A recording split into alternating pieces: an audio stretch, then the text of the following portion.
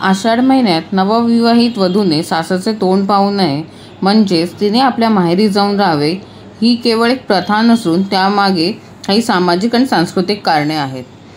नववधू ही लग्नात भरलेली ओटी घेऊन तिच्या माहेरी परत येते.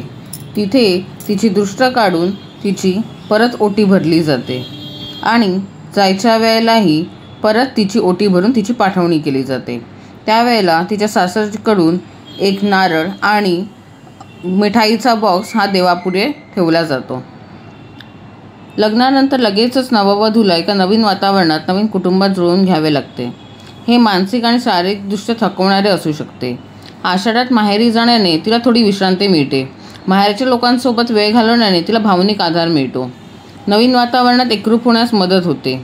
माहेरी जाऊन राहिल्याने तिला सासरच्या जबाबदाऱ्यांपासून तात्पुरता मुक्ती मिळते. त्यामुळे ती नव्या वातावरणातून मिळालेल्या अनुभवांवर विचार करू शकते. काही ठिकाणी अशी मान्यता आहे की आषाढ महिन्यात सासू आणि सून यांनी एकत्र राहू नये, जेणेकरून त्यांच्यामध्ये गैरसमज वाढत नाहीत आणि या प्रथेमुळे दोघांनाही थोडा वेळ एकमेकांपासून दूर राहण्याची संधी मिळते, ज्यामुळे त्यांचे नाते अधिक दृढ होते.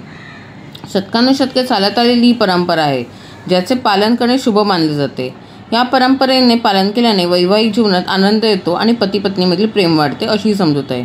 थोडक्यात काय तर ही प्रथा नववधूच्या मानसिक आणि भावनिक आरोग्यासाठी तसेच तिच्या नवीन कुटुंबातील नात्यांना अधिक सलोख्याचे बनवण्यासाठी उपयोगी ठरते.